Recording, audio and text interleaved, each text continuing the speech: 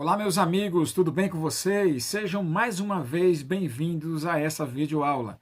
Hoje nós vamos dar prosseguimento ao assunto da semana passada. Se você não viu o vídeo da semana passada, vai aqui ou é aqui, ó, tá vendo aqui onde está aparecendo esse letreiro? Basta você clicar e você vai assistir, para que você possa entender também essa segunda aula. Essa aula aqui é um prosseguimento da primeira aula e o tema ainda é Primeira Guerra Mundial, tá bom? E para facilitar a compreensão desse grande período da Primeira Guerra Mundial, os historiadores dividiram em 3 períodos. O primeiro é a Guerra do Movimento, o segundo é a Guerra da Trincheira e o terceiro, uma nova fase do movimento, da Guerra do Movimento. E a primeira fase vai durar de agosto a novembro de 1914. E como o próprio nome sugere, é uma guerra de intensa movimentação. As tropas alemãs vão marchar contra a Bélgica. Os belgas vão mostrar certa resistência. Mas, apesar da resistência, os alemães conseguem chegar até a França. E tudo parecia indicar que a França também seria invadida. Porém, os franceses solicitaram ajuda dos ingleses. E com o apoio dos ingleses, eles conseguiram contra-atacar e detiveram o avanço dos alemães na Batalha do Marne. Vale a pena ressaltar para vocês que a Alemanha tinha 2 frentes de combate. Eles estavam lutando na parte ocidental, que é essa que nós estamos tratando aqui, e também na parte oriental. Na parte oriental, eles estavam combatendo os russos. E guarde essa informação porque vai ser importante daqui a pouco.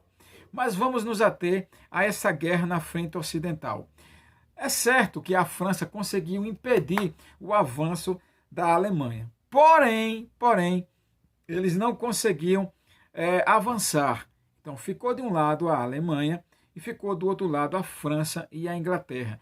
E nesse momento eles passaram a criar trincheiras, que eram buracos, não é? E aí não houve um avanço. A guerra ficou parada. E esse período, então, é a segunda fase que nós chamamos de Guerra das Trincheiras. Os ingleses, os franceses e os alemães cavaram cerca de 640 quilômetros de trincheira, que se estendiam desde o Mar do Norte até a fronteira da França com a Suíça. E com o corpo enfiado na terra, gente, os soldados lutaram de dia e noite. A metralhadora foi criada na Guerra de Recessão nos Estados Unidos.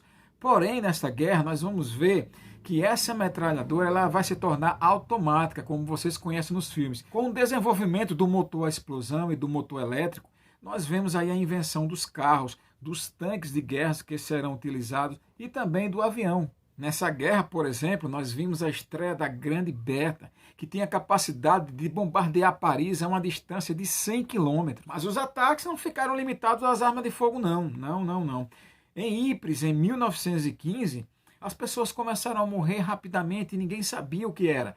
Depois descobriu-se que, na verdade, era um ataque químico. Aqui nós vemos a utilização de arma química.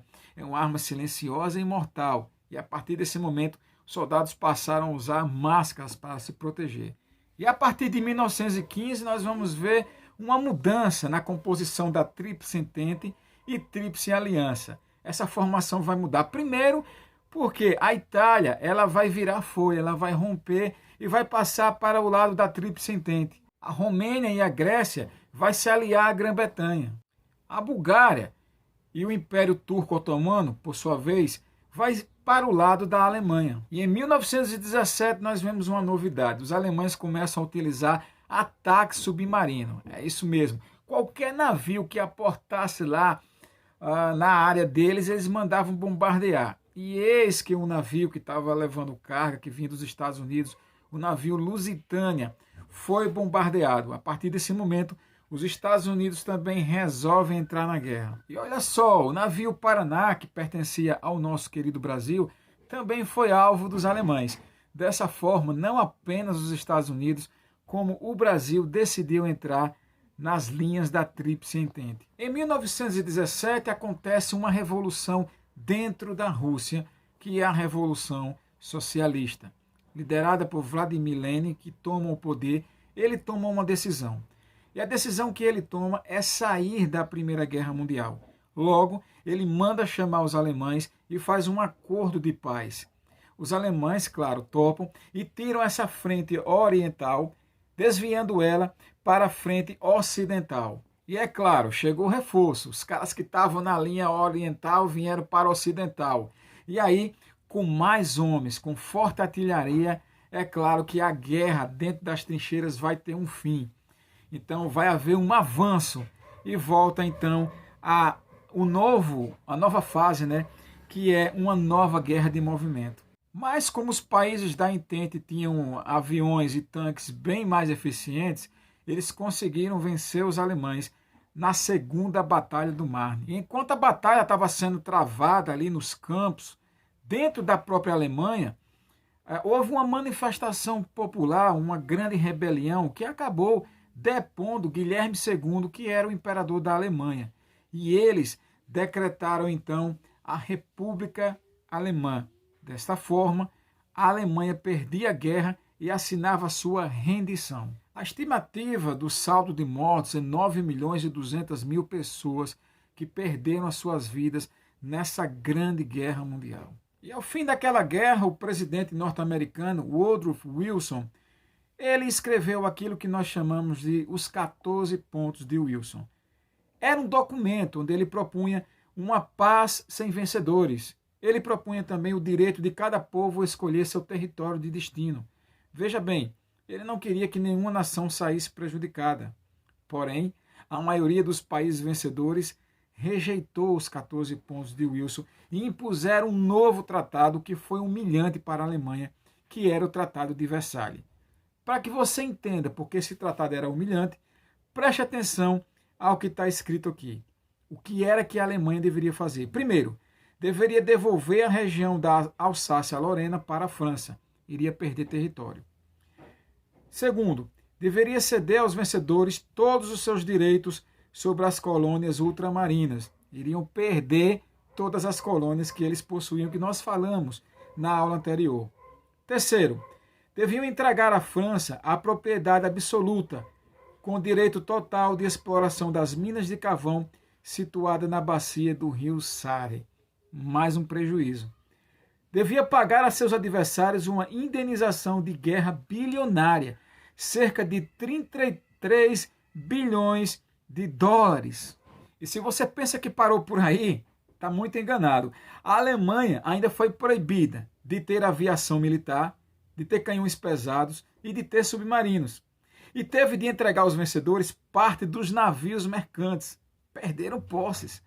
E o exército só poderia ter no máximo 100.000 homens. A Alemanha saiu completamente humilhada, arrasada dessa guerra.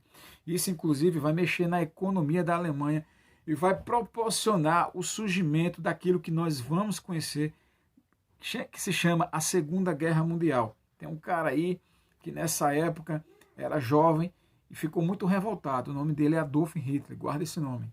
O Japão, que havia lutado ao lado dos vencedores, conquistaram então novas colônias lá na Ásia, tornando-se assim uma potência. A mesma coisa aconteceu com os Estados Unidos, que saía dessa guerra sem ter sido atingido. Os vencedores também redesenharam o mapa da Europa e novos estados como a Tchecoslováquia, Áustria, Hungria e Iugoslávia surgiram. E o historiador Erich Hobsbawm escreveu que o fim dessa guerra significou o fim da Era dos Impérios.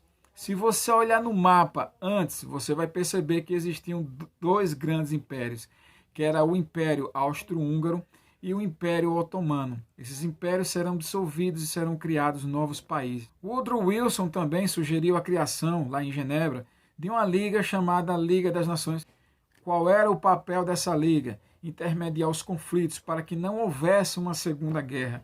Porém, diversos países, até o próprio Estados Unidos, não participaram dessa liga. E aí, você gostou da aula de hoje? Se gostou, deixa o seu like. Nos ajude. Quando você dá o like, você ajuda a impulsionar esse canal, tá bom? Comenta aí abaixo também, vamos participar. Não fica mudo, você é um ser vivo. Você tem a sua opinião, eu gostaria de ouvir a sua opinião. Se tiver perguntas, faça abaixo. Se tiver dúvidas, você também pode se manifestar abaixo. E eu vou deixar uma atividade onde tem escrito aí descrição. Se você não é inscrito no canal, se inscreve agora. Tá aí embaixo ó, o botãozinho inscrever-se. Beijo no seu coração e até a próxima aula.